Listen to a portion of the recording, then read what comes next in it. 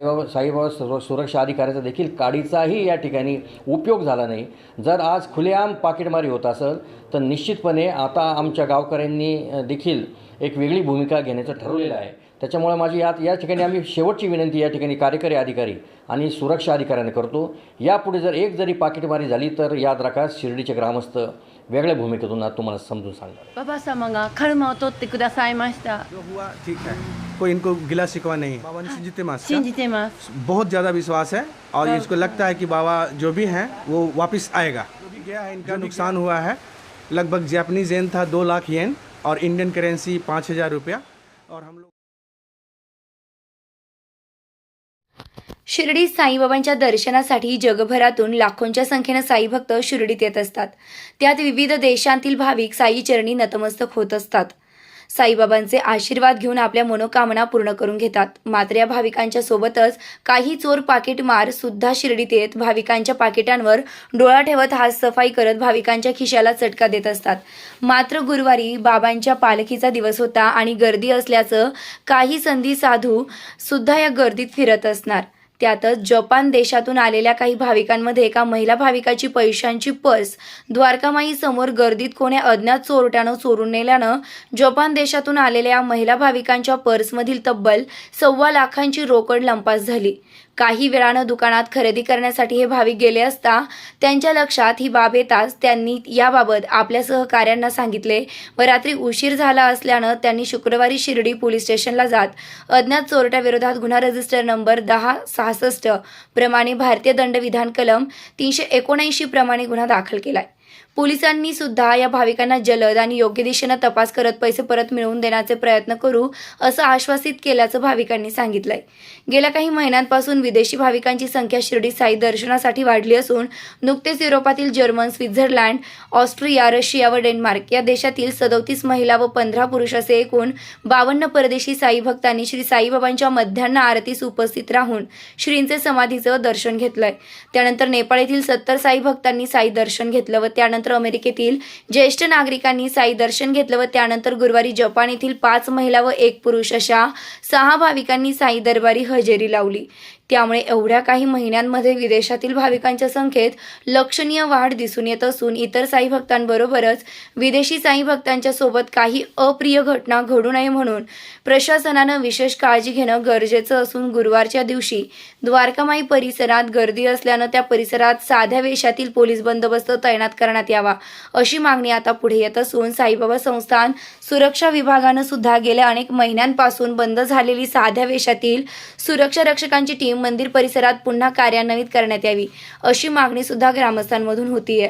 सर्वात महत्त्वाचे म्हणजे साई दर्शनाला आल्यानंतर आपली पैशांची पर्स चोरीला गेली, त्यातील मोठी रक्कम चोरीला गेली तरी सुद्धा या विदेशी भाविकांनी आपली प्रतिक्रिया व्यक्त करताना सांगितलं की आमची बाबांवर अतूट श्रद्धा असून बाबा नक्कीच आमचे पैसे परत मिळवून देतील आणि बाबांवर कोणत्याही प्रकारची आमची नाराजी नाही.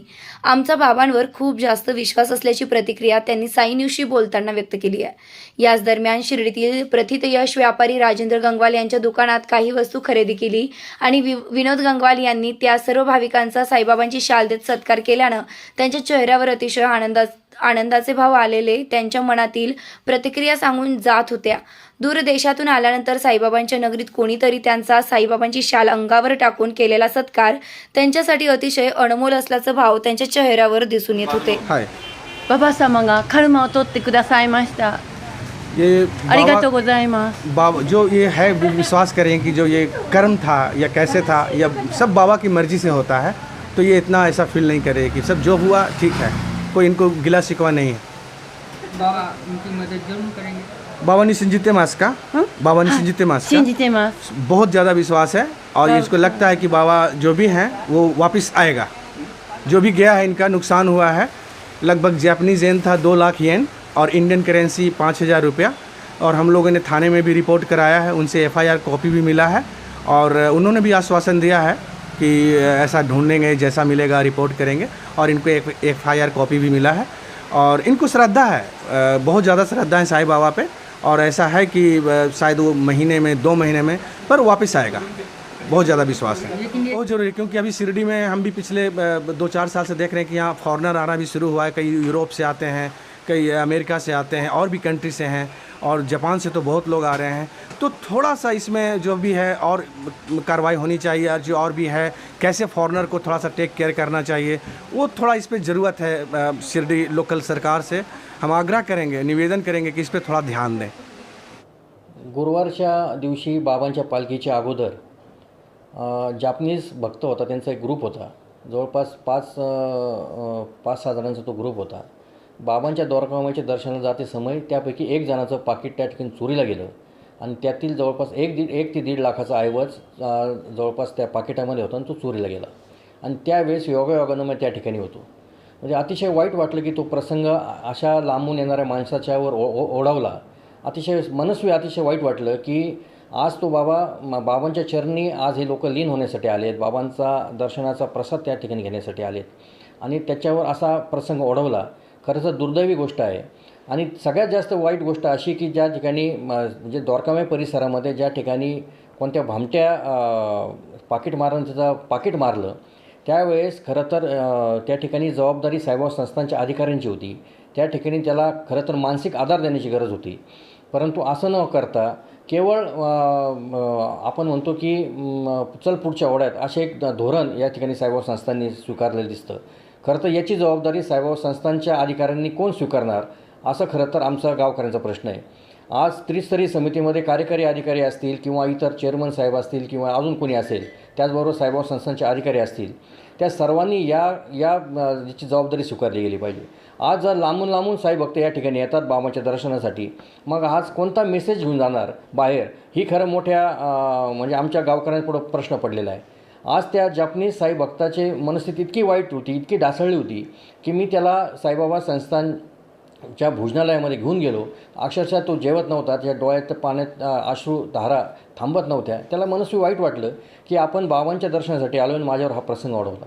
खरं तर साईबाबा संस्थाने देखील त्यांना मानसिक आधार देण्याची गरज होती असं मला वाटतं. त्या ठिकाणी संरक्षण अधिकारी आहेत. संरक्षण अधिकाऱ्यांनी कोणत्याही प्रकारचा जो आधार असतो किंवा मदत असती या जापनीज भक्ताला दिली नाही. खरं तर आम्हाला साईबाबा संस्थांच्या विरोधात बोलायला आवडत नाही, परंतु वेळोवेळी अधिकाऱ्यांचे कान टोचले गेले पाहिजे असे आम्ही मताचे आहोत. साई भक्त आहेत तर आम्ही आहोत, साई भक्त आहे तर साईबाबा संस्थान आहे, साईबाबाचे कर्मचारी आहेत. सर्वांनी साई भक्तांना केंद्रस्थानी मानलं तरच या ठिकाणी साईबाबा आपल्याला पावणार आहे, ही गोष्ट सर्वांनी ध्यानात घेतली पाहिजे. इथं येणाऱ्या साई भक्ताची सुरक्षितता ही खूप महत्त्वाची आहे आणि यासाठी साईबाबा संस्थांच्या अधिकाऱ्यांनी खरं तर काम केलं पाहिजे. पण साईबाबा संस्थांच्या अधिकाऱ्यांनी फक्त VIP गेस्ट, त्यांचे गेस्ट आणि VIP दर्शन यातच सगळे गुरफटलेले आहेत. साईबाबा संस्थांचे कार्यकारी अधिकारी हे गेट बंद करा, ते गेट बंद करा, या ठिकाणी गर्दी होता कामा नये, त्या ठिकाणी गर्दी होता कामा नये, याच्यामध्ये सगळी यंत्रणा ही गुंतलेली आहे. खरं तर साईबाबा संस्थांच्या दर्शनागी संदर्भात देखील अतिशय तुटपुंजी सुरक्षा व्यवस्था आहे. आज या ठिकाणी MSF दिलेलं आहे. म्हणजे लाखो पगार या MSFवर आपण साईबाबा संस्थांच्या माध्यमातून खर्च करतो. मग त्याचा काय उपयोग? मग हे फक्त नावालाच त्या ठिकाणी आहेत का? त्याच्यामुळं MSFचा देखील या ठिकाणी काडीचा उपयोग नाही, हे याच्यातून सिद्ध झालेलं आहे. साईबाबा सुरक्षा अधिकाऱ्याचा देखील काडीचाही या ठिकाणी उपयोग झाला नाही. जर आज खुलेआम पाकिटमारी होत असेल तर निश्चितपणे आता आमच्या गावकऱ्यांनी देखील एक वेगळी भूमिका घेण्याचं ठरवलेलं आहे. त्याच्यामुळे माझी या ठिकाणी आम्ही शेवटची विनंती या ठिकाणी कार्यकारी अधिकारी आणि सुरक्षा अधिकाऱ्यांना करतो, यापुढे जर एक जरी पाकिटमारी झाली तर याद राखा शिर्डीचे ग्रामस्थ वेगळ्या भूमिकेतून आज तुम्हाला समजून सांगणार आहेत. खरं तर सुरक्षा अधिकाऱ्यांच्या बाबतीत अतिशय मोठी म्हणजे अनेक समस्या या ठिकाणी निर्माण झालेल्या आहेत. मध्यंतरीच्या काळात 1 नंबर ज्या ठिकाणी दर्शन लाईन आहे त्या ठिकाणी 9 वाजताच तुम्ही गेट बंद केलं. त्याच्यामुळं साई भक्त हे हायवेवर होते. आता हायवेवर काही घटना घडली तर ती जबाबदारी कोण स्वीकारणार, हा एक मोठा प्रश्न या ठिकाणी पडलेला आहे. तर याची देखील कार्यवाही खरं तर कार्यकारी अधिकाऱ्यांनी केली पाहिजे. जर सुरक्षा अधिकाऱ्यांचा वचकच जर या गुन्हेगारांना पाकिटमारांना राहिलं नाही तर साई भक्त कोणाच्या भरोश्यावर शिर्डीत येणार, हा देखील प्रश्न या ठिकाणी पडल्याशिवाय राहत नाही. सर्वात महत्त्वाचं म्हणजे जे 16 गुंठे परिसर आहे, द्वारकामाई परिसर, चावडी परिसर, बाबांचा मंदिर परिसर, याच्यामध्ये खुलेआम पाकिटमार या ठिकाणी फिरायला लागलेले आहेत. म्हणजे आता ती टोळी सक्रिय झालेली आहे. आमच्या गावकऱ्यांना कळतं की हा पाकिटमार या ठिकाणी फिरतो आहे, तर सुरक्षा अधिकाऱ्यांना कळत नाही, ही मोठी शोकांतिका आहे.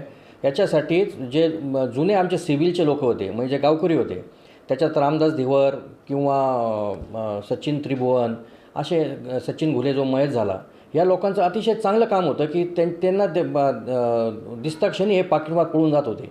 कारण ह्या लोकांनी हे लोक अंगावर घेतले होते. ही धमक फक्त शिर्डी गावकऱ्यांमध्ये आहे, कारण शिर्डी गावकऱ्यांना साई भक्त जपायचा आहे. इथं आलेल्या साई भक्ताची सुरक्षितता व्हावी ही सगळ्यांचीच भावना आहे. मग सुरक्षा अधिकारी हा जो 3 वर्षासाठी येतो तो कशासाठी येतो हेच आमच्या लक्षात येत नाही. जर सिव्हिल आपण या ठिकाणी सिव्हिलची जी यंत्रणा आपण पुन्हा राबवली तर निश्चितपणे पाकिटमारीला आळा बसेल अशी आमची मागणी आहे. शिर्डी पोलीस स्टेशन अतिशय सक्षम आहे. त्यांनी जर याच्यात यांनी मनापासून जर झडा लावायचा प्रयत्न केला तर 100% ते या पाकिटमारपर्यंत पोचतील. कारण जी जापनीज करन्सी आहे ती कुठे जाते, ती कोणाकडे जाईल आणि कुठून ती वटवली जाईल या संदर्भात देखील पोलिसांनी लक्ष दिलं पाहिजे. आणि त्याचबरोबर या जापनीच्या लोकांची गेलेली रक्कम लवकर मिळण्यासाठी पोलीस स्टेशनने देखील या ठिकाणी प्रयत्न केले पाहिजे असं मला वाटतं. प्रतिनिधी प्रशांत अग्रवालसह सुवर्णा ताकटे, साई न्यूज शिर्डी. खुशखबर खुशखबर खुशखबर. शिर्डी येथे श्री साई मंदिराच्या जवळ व साई आश्रमाच्या लगत नव्यानं अत्याधुनिक अशी साई निर्माण ड्रीम सिटी साकारत असून अवघ्या 11 लाखांपासून फ्लॅटची सुरुवात आणि प्रधानमंत्री योजनेअंतर्गत 2.5 लाखांची सबसिडी सुद्धा मिळणार आहे. सर्व सुविधायुक्त 400 फ्लॅट या साई निर्माण ड्रीम सिटीमध्ये राहणार असून हे काम आता पूर्णत्वाकडे आले आहे. डिसेंबर 2024ला आपण या सुसज्ज इमारतीत आपल्या स्वतःच्या फ्लॅटमध्ये वास्तव्यास जाणार आहात. तेव्हा त्वरा करा, आजच आपला फ्लॅट बुक करा आणि आपल्या स्वप्नातील हक्काच्या सुंदर घराचं स्वप्न साकार करा.